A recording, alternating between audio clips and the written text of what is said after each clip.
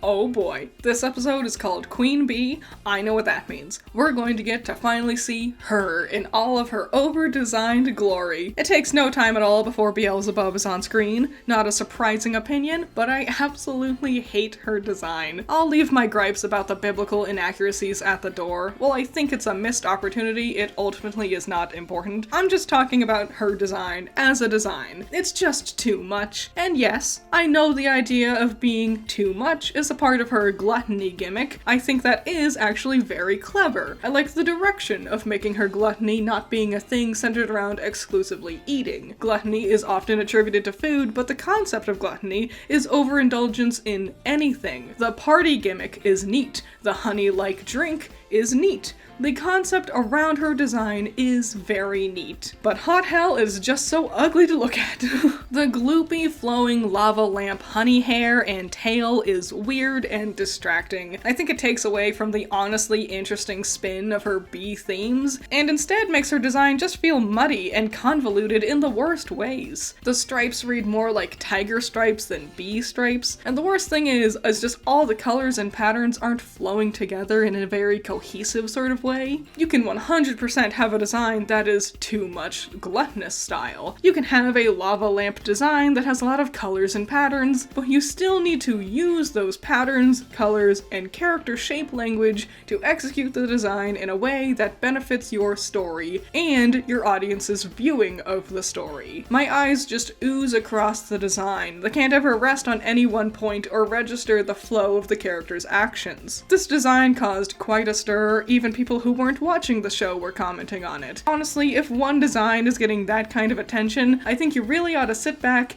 and really reflect on how to improve your designs moving forward, with your shape language, movement of the character, patterns, colors, color placement, etc. Because I would love to see designs as overly complicated as this that you want to be making, but with better cohesion so it's not so controversial. Hey, I'm what you need, I'm what you want. So Beelzebub is voiced by Kesha. That's cool. But Kesha does not sing this song. That's not Kesha's voice you're hearing. Sweet as apple pie. Kesha co-wrote the song, but the vocalist is Raquel Diamante, who I really hope I pronounced that right. I think too many people think Kesha is the vocalist here, and that's a shame, because Raquel deserves proper praise for her efforts. This song is also very good. These last 2 episodes of the season has really kicked off when it comes to the music, huh? She's a f***ing cutie. Where you been hiding, girl?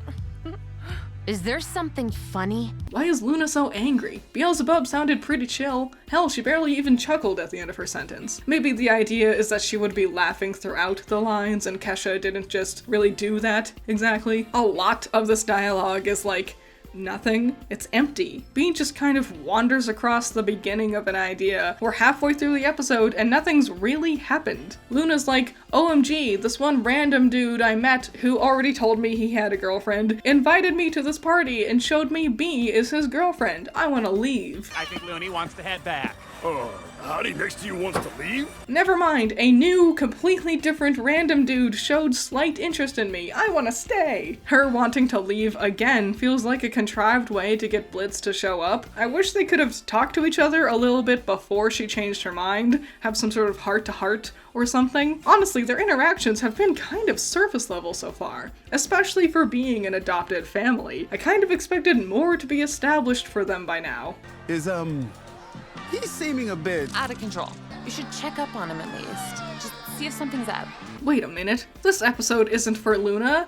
It's a Blitz episode again. It's about his relationship problems again. Oh my god, I was right. Wow, we've really gone this whole first season without a single Millie episode, huh? Season 1 did not really impress me. It's a little too all over the place. The animation quality bounced around a bit, but it definitely seemed to be getting consistent towards the end, and consistently better throughout the whole season. It feels like as the season went, it slowly started to morph into something completely different than what we see from episode 1 or the pilot. Starting as an excuse for antics, violence, and sex jokes, some action and slapstick with a splash of hell flavoring to flesh out the world a bit, and slowly morphed into a melodrama about an emotionally volatile dude who struggles with relationships and the heavy weight that has on the people in his life, with some violence and sex jokes peppered here or there. Best episode? I must say, Spring Broken. It was a good blend of the two ideas. Fun, funny, good antics, but also got some heart and development with the characters, and we got a big cool action sequence to finish the episode off. Worst episode? You know, it's a bit of a toss-up between Cherub and Harvest Festival. At least Cherub made me laugh once.